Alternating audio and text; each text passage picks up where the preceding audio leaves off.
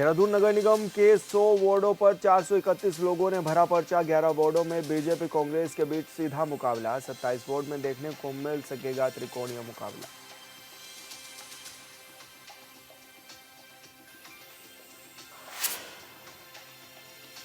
नए साल से पहले 7 आईएएस अफसरों को मिला बड़ा तोहफा। आईएएस समीर बंसल और धीरज गब्रियाल को मिला प्रमोशन।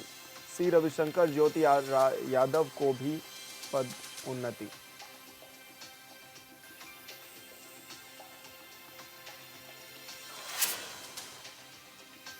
आज मैदानी इलाकों में छाया रहेगा घना कोहरा। पहाड़ों में बर्फबारी के आसार। हरिद्वार और उधम सिंह नगर के लिए भी येलो अलर्ट किया गया जारी।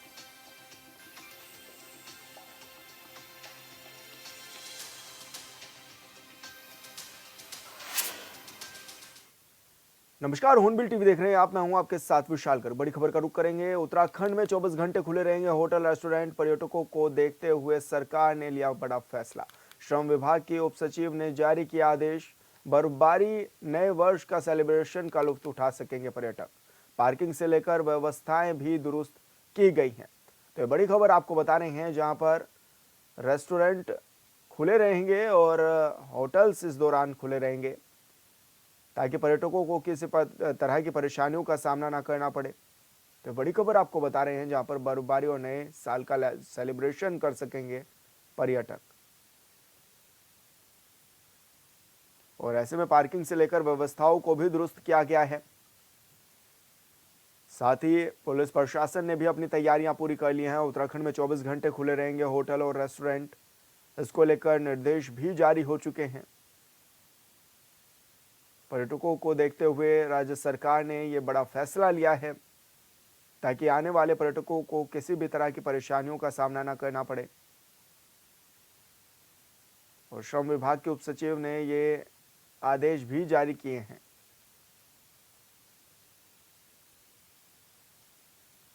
ऐसे में बड़ी संख्या में उत्तराखंड का रुख करते हैं लोग नए साल मनाने के लिए। हिल स्टेशंस पर पार्किंग को लेकर बड़ी समस्याएं होती हैं, उसको लेकर भी उसके निराकरण के लिए भी निर्देश दिए गए हैं। और साथ ही जो पर्यटक पहुंचेंगे उनके लिए व्यवस्थाएं बेहतर की जा सके, इसके लिए राज्य सरकार तत्परता के साथ काम करती हुई नजर आ रही है। गाइडलाइन जारी कर दी गई है।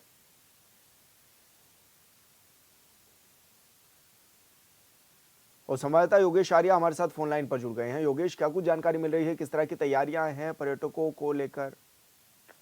देखिए विशाल, नए साल के जश्न पर उत्तराखंड में होटल, रेस्टोरेंट और ढाबे 24 घंटे खुले रहेंगे। राज्य सरकार की ओर से इसको लेकर के आदेश भी जारी कर दिया गया है, जिसमें सरकार ने कहा है कि नए साल का जश्न मनाने के लिए बड़ी संख्या में पर्यटक उत्तराखंड आ रहे हैं, तो ऐसे में उनके पर्यटकों को किसी प्रकार की दिक्कत ना हो, उसको लेकर के प्रदेश भर के सभी होटल, रेस्टोरेंट, ढाबे 24 घंटे खुलने रहेंगे। इनको परमिशन भी दे दी गई है और ये आदेश बल्कि एक नहीं 7 दिन के लिए जारी किया गया है, जिसमें श्रम विभाग के उप सचिव द्वारा यह आदेश जारी करते हुए कहा गया है कि उत्तराखंड दुकान और स्थापना रोजगार अधिनियम सेवा शर्त अधिनियम 2017 के प्रावधानों के अनुसार उत्तराखंड राज्य में रेस्टोरेंट, होटल और ढाबा आदि सप्ताह के 7 दिनों 24 घंटे खुलने की अनुमति प्रदान करता है। तो इसमें इस तरह से जो है तैयारियां की जा रही है ताकि जो पर्यटक बाहर से आए उनको किसी प्रकार की परेशानी ना हो, क्योंकि अनुमान देखा जाता है कि जब पर्यटक देर रात पहुंचते हैं तो उनको होटल स्टे के लिए नहीं मिलता है और कई बार उन्हें खाने पीने की व्यवस्था भी नहीं मिल पाती है, जिसके कारण उन्हें काफी परेशानियों का सामना करना पड़ता है। तो इसके लिए सरकार ने बड़ा फैसला लिया है। साथ ही देखिए जिस तरह से ठंड है, वैसे में ठंड को देखते हुए भी शीतलहर को लेकर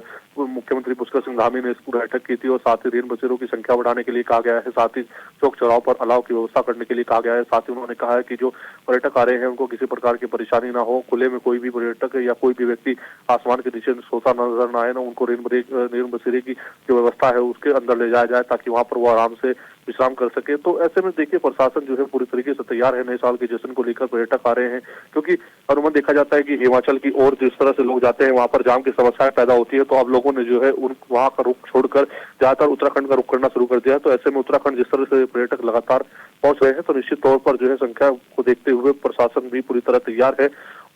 जी बिल्कुल योगेश, बहुत शुक्रिया आपका तमाम जानकारी साझा करने के लिए। उत्तराखंड में शीतलहर से बचाव के लिए मुख्यमंत्री पुष्कर सिंह धामी ने सचिवालय देहरादून में शासन के उच्च अधिकारियों के साथ बैठक की है। बैठक में सीएम धामी ने अधिकारियों को निर्देश भी दिए हैं कि प्रदेश में शीतलहर से बचाव के लिए सभी प्रभावी उपाय किए जाएं।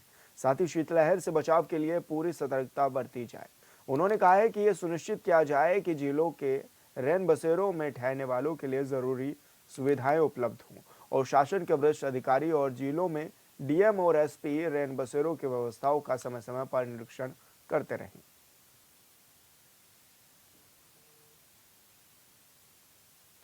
शीतकाल यात्रा भी चल रही है, शीतकाल भी चल रहा है, तो शीतकालीन यात्रा के भी अच्छे नतीजे आए हैं। अच्छी संख्या में लोग आए हैं, पिछले वर्षों की तुलना में काफ़ी ज़्यादा संख्या इस बार है और इसलिए शीतकाल में किसी को परेशानी न हो। गरीब वर्ग है, मजदूर वर्ग है, आम जनता है, सामान्य जनता है, सड़क से लेकर खाद्य आपूर्ति है, हमारे जो है स्वास्थ्य के काम है, सड़कों की व्यवस्था है, कंबल वितरण इत्यादि है, अलाव जलाना है, उन सभी पर चर्चा हुई है और सभी को निर्देश किए गए हैं कि शीतकाल के अंदर जो भी हमारे प्रोटोकॉल हैं, जो भी नियम है, लोगों की जो सहायता होनी है, उसको हर जरूरतमंद को की जाएगी। राज्यपाल गुरमीत सिंह ने नई दिल्ली में आयोजित 20वें विश्व शांति महासम्मेलन में प्रतिभाग किया है, जिसमें उन्होंने United for piece a shared vision for humanity पुस्तक का विमोचन किया है। साथ ही इसे शांति के मार्गदर्शन में एक अहम कदम भी बताया है। इस मौके पर राज्यपाल ने कहा है कि शांति केवल युद्ध और हिंसा का भाव नहीं है, बल्कि ये समानता, स्वतंत्रता और सम्मान के साथ जीने की भी अवस्था है।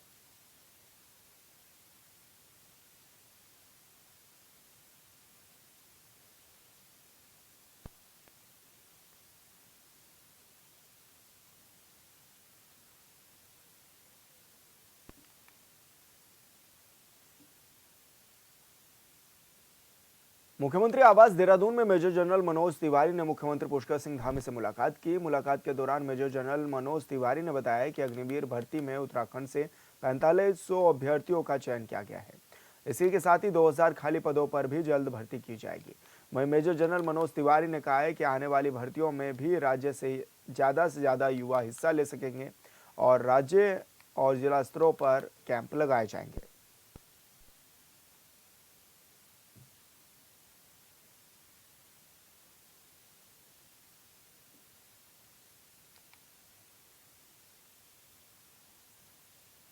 उत्तराखंड हाईकोर्ट ने भारत सरकार की तरफ से चलाई जा रही डीडीआरएस योजना के तहत जिला विकलांगता पुनर्वास केंद्रों में विशेषज्ञों की नियुक्ति को लेकर दायर याचिका पर सुनवाई की है। कोर्ट ने सुनवाई के दौरान केंद्र और राज्य सरकार से 1 हफ्ते के अंदर जवाब दाखिल करने को कहा है। साथ ही मामले की अगली सुनवाई 1 हफ्ते बाद की जाएगी।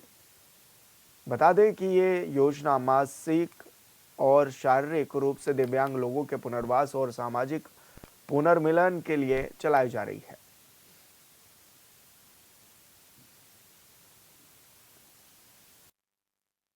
गाँव में डिस्ट्रिक्ट डिसेबिलिटी रिहेबिलिटेशन सेंटर स्थापित करने के लिए भारत सरकार की गाइडलाइन है, जिससे कि जो दिव्यांगजन है उनका पुनर्वास के लिए उसमें स्कीम्स को इम्प्लीमेंट किया जाए और एक्सपर्ट्स उसमें अपॉइंट किए जाने हैं, ऑक्यूपेशनल थेरेपिस्ट, वोकेशनल थेरेपिस्ट और ऐसे बहुत से जो दिव्यांगजनों की विशेष डिसेबिलिटी के हिसाब से एक्सपर्ट्स हों।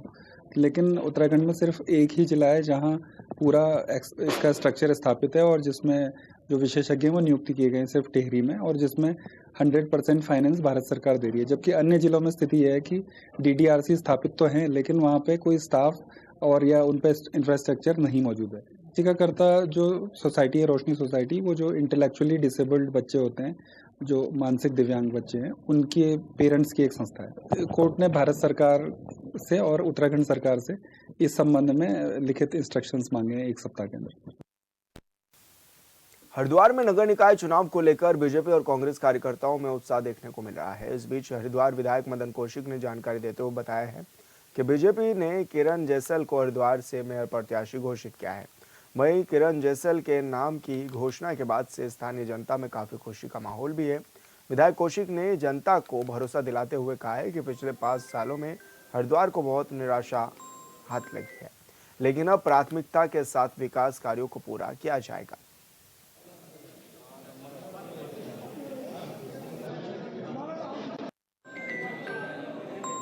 भारतीय जनता पार्टी ने एक अनुभव जिनको नगर निगम का ऐसे प्रत्याशी यहाँ दिए हैं।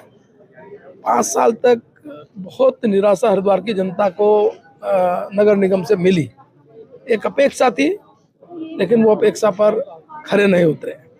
तो इस कारण से आज जनता उस सारी निराशा को ध्यान में रखते हुए उनके मन में है कि एक अनुभव वाला व्यक्ति जो मिला है उसको भारी मार्जिन से जिताकर एक अच्छा भारतीय जनता पार्टी का बोर्ड बने। इस हेतु भारतीय जनता पार्टी कार्यकर्ताओं का उत्साह भी देखने को बन रहा है। अब वार्ड नंबर 2 से अपने नाम को लेकर चुनाव सबसे पहले तो मैं भारतीय जनता पार्टी प्रदेश नेतृत्व, जिला नेतृत्व व माननीय विधायक श्री आदेश चौहान जी, मैं अपने जितने भी शुभचिंतक उनका हार्दिक आभार व्यक्त करता हूँ, धन्यवाद व्यक्त करता हूँ। और जो पार्टी ने जिम्मेदारी दी है वार्ड 2 से प्रयास रहेगा कि विकास कार्य भी हो, और जो पार्टी ने विश्वास दिखाया उसमें भारी संख्या में जीत कर चुनौती भारतीय जनता पार्टी। उत्तराखंड के पहाड़ी इलाकों में लगातार हो रही बर्फबारी के चलते मैदानी इलाकों में कड़ाके की ठंड बढ़ना शुरू हो गई है। मैदानों में तापमान में भारी गिरावट भी दर्ज की गई है। ठंड से बचने के लिए लोग अलाव का सहारा ले रहे हैं, लेकिन ठिठुरन इतनी ज्यादा है कि कई जगहों पर लोग घरों में कैद होने को भी मजबूर हैं। सुबह और शाम के वक्त ठंड बढ़ने से सड़कों और बाजारों में सन्नाटा पसरा हुआ है।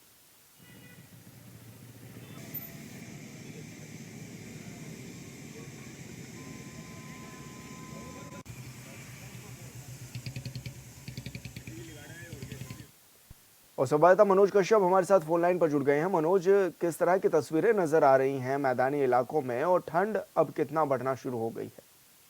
बिल्कुल, देखिए विशाल, जिस तरीके से हमने देखा कि पहाड़ी क्षेत्रों में बर्फबारी हो रही है, अब उसका असर मैदानी क्षेत्र में देखने के लिए मिल रहा है। मैदानों में काफी ठंड यहाँ पे बढ़ गई है, जिसको लेके हरिद्वार आने वाले तमाम जो श्रद्धालु है, यात्री है, उनके सामने भी कई तरह की दिक्कत परेशानी आने लगी है। और लगातार ही हम देख रहे हैं कि जिस तरीके से अभी बीते एक दिन पहले सोमवती स्नान था और यहाँ पे काफी ठंड थी, उसके बावजूद भी लगातार जो श्रद्धालु थे वो यहाँ पे पहुंचे थे। कोई खास असर ठंड का देखने के लिए नहीं मिला था, लेकिन आज कहा जा सकता है कि जिस तरीके से तमाम जो सड़कें वहां पे सन्नाटा पड़ा हुआ है, बाजारों के अंदर सन्नाटा पड़ा हुआ है, तो कहा जा सकता है कि ठंड का असर काफी हद तक जो है अब मैदानी क्षेत्रों में देखने के लिए मिलने लगा है। कहीं न कहीं जो मरीजों की जो संख्या अस्पताल में ठंड से उनकी संख्या भी बढ़ने लगी है। जी विशाल। बिल्कुल मनोज, बहुत शुक्रिया आपका तमाम जानकारी साझा करने के लिए। उत्तराखंड में निकाय चुनाव में नामांकन की प्रक्रिया शांतिपूर्ण संपन्न हो गई है। नामांकन के आखिरी दिन सभी प्रत्याशियों ने नामांकन किया और जीत का दावा भी किया। चुनाव में जिसे टिकट मिला उसके चेहरे पर तो खुशी देखी गई, और जिसे टिकट नहीं मिला वो नाराज हो गए। कांग्रेस के वरिष्ठ नेता मथुरा दत्त जोशी भी नाराज हो गए हैं। इन सब के बीच एक वीडियो सोशल मीडिया पर खूब तेजी से वायरल हुआ, जिसमें कांग्रेस के पदाधिकारियों पर टिकटों की खरीद फरोख्त का भी आरोप लगा है। लिहाजा ये सवाल उठने लगे हैं कि क्या कांग्रेस पार्टी ने पैसे लेकर प्रत्याशियों को टिकट दिए हैं। इस रिपोर्ट में देखिए।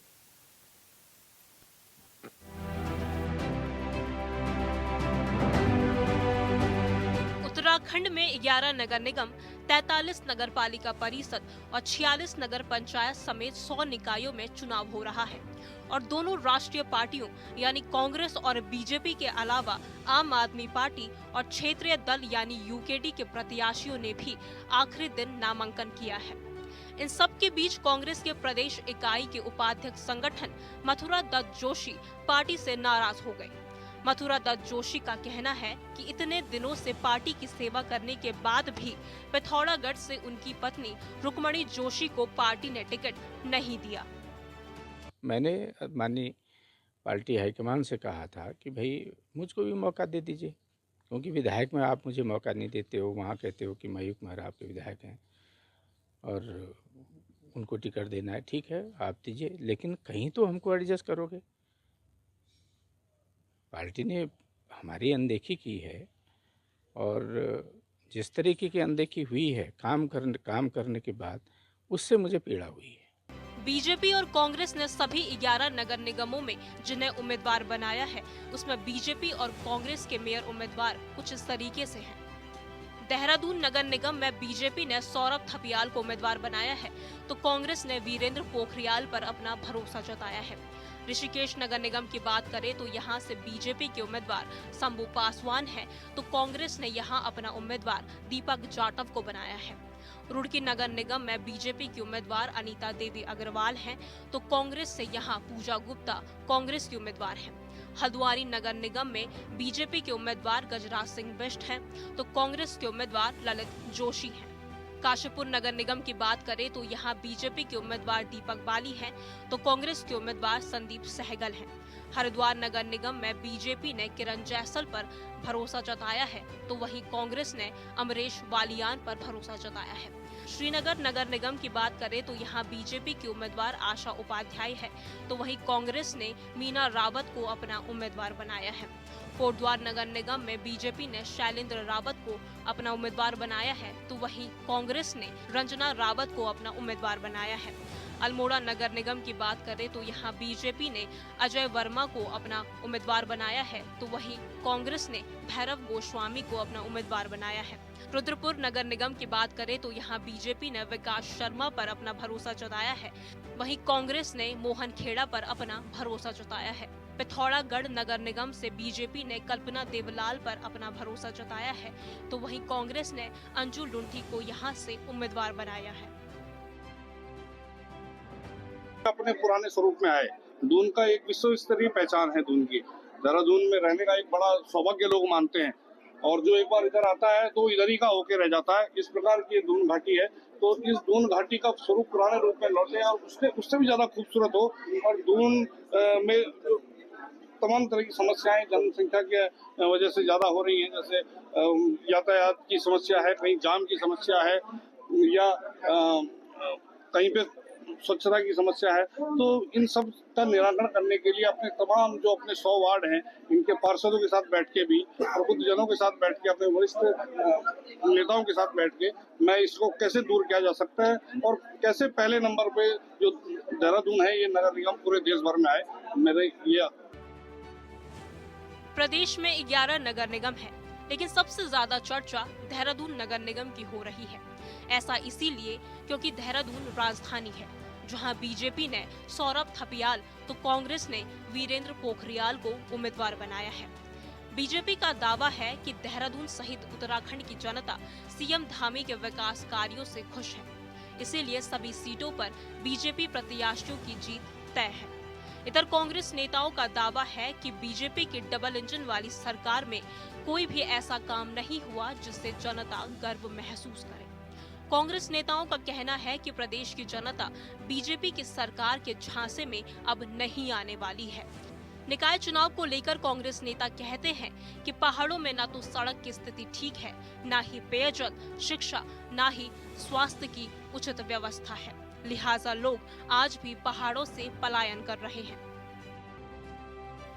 बीजेपी और कांग्रेस के दावों के बीच एक वीडियो सोशल मीडिया पर रविवार रात से ही वायरल हो रहा है, जिसमें कांग्रेस पार्टी के प्रदेश उपाध्यक्ष सूर्यकांत धस्माना पार्टी कार्यकर्ताओं के साथ एक होटल में दिख रहे हैं।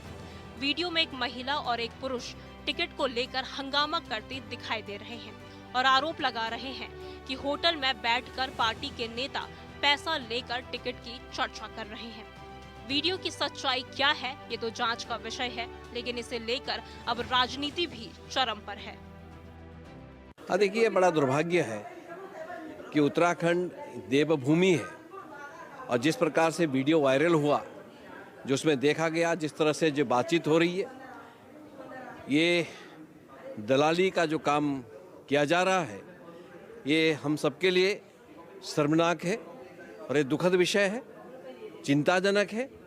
इस प्रकार की बातें अगर टिकट इस तरह से बेचा जाए और बेचने का प्रयास किया जाता है, तो इससे बड़ा दुर्भाग्य उत्तराखंड का कोई नहीं हो सकता। योग्य उम्मीदवार को, जो डीएवी के प्रेसिडेंट भी रहे, अलग पृथक राज्य उत्तराखंड के आंदोलनकारी भी हैं और लंबे समय से पार्टी की सेवाएं कर रहे हैं। इन्होंने कोऑपरेटिव में बहुत अच्छा काम किया है और लोगों से जुड़े हुए हैं, आमजन से जुड़े हुए हैं। एक योग्य उम्मीदवार को पार्टी ने टिकट दिया है। मेरी शुभकामनाएं हैं और उम्मीद करता हूँ पार्टी को और स्ट्रेंथन करेंगे और देहरादून की अच्छी सेवा करेंगे। मेरी शुभकामनाएं भाई पोखरियाल जी के साथ हैं। उत्तराखंड में हो रहे निकाय चुनाव में किसकी जीत होगी और किसकी हार, इसे लेकर सत्ताधारी बीजेपी और कांग्रेस के अपने अपने दावे हैं।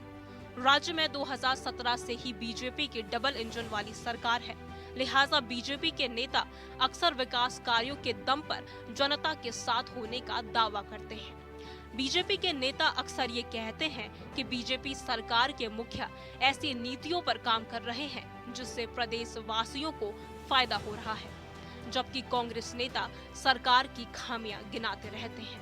इन सब के बीच प्रदेश के दूर दराज से कुछ तस्वीरें आज भी सामने आती रहती है, जो सरकार के दावों पर सवाल उठाती है। ये कहने में कोई परेशानी नहीं है कि 24 साल बीत जाने के बाद भी प्रदेश के कई गांवों में सड़क की व्यवस्था नहीं है। स्वास्थ्य सुविधाओं का भारी अभाव की खबरें लगातार मीडिया की सुर्खियां बनती रहती हैं। राजनीति के जानकार कहते हैं कि निकाय चुनाव स्थानीय मुद्दों पर लड़ा जाता है, लिहाजा इस बार निकाय चुनाव काफी दिलचस्प होगा। जिस तरह ये स्मार्ट सिटी की बात करते हैं और 1 किलोमीटर के दायरे में इन्होंने स्मार्ट सिटी बनाई है और वो भी मेरी नज़रों में कहीं नहीं है। आप घंटाघर से आधा किलोमीटर दूर सहकारी बाज़ार है, वहाँ पर लगातार 3 साल से जो है सीवर का पानी बह रहा है और आज भी बह रहा है। नगर निगम में कंप्लेंट करने के बाद भी उन्होंने उसकी सुध नहीं ली। तमाम बालावाला, मियांवाला, तुनवाला, बड़ावाला में जगह जगह खड्डे हैं, आज भी भरे नहीं गए हैं।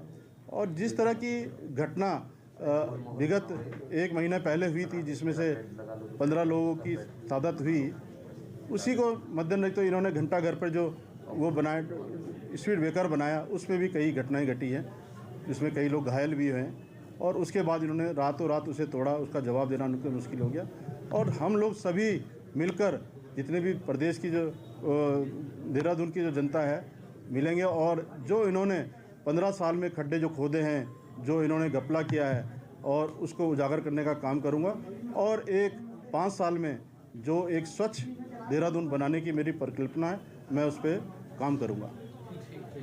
रविवार रात कांग्रेस का जो वीडियो वायरल हुआ है, उसे लेकर नेताओं की मंशा सवालों के घेरे में है। बात सिर्फ किसी एक पार्टी के नेता या कार्यकर्ता की नहीं है, सवाल सियासत कर रहे नेताओं से है। इससे पहले भी देश भर में कई वीडियो वायरल हुए जिसमें पैसे देकर टिकट की बात सामने आई। फिर भी देश या प्रदेश की जनता को यह समझ नहीं आया कि जो नेता पैसा देकर टिकट लेकर चुनाव जीतेगा वह पहले अपना घर भरेगा या फिर जनता की सेवा करेगा। अजीब लगता है, लेकिन सच्चाई यही है। अगर ऐसा नहीं है तो हैरानी की बात है कि उत्तराखंड जैसे प्रदेश जिसकी कुल आबादी ही मात्र 1.25 करोड़ है, उस प्रदेश की आधुनिक भारत में ऐसी तस्वीर क्यों है जिसमें सिर्फ और सिर्फ सवाल ही सवाल है। Bureau report, hornbill TV. और फिलहाल इस बुलेटिन में इतना ही। आप देखते रहिए हॉर्नबिल टीवी। नमस्कार।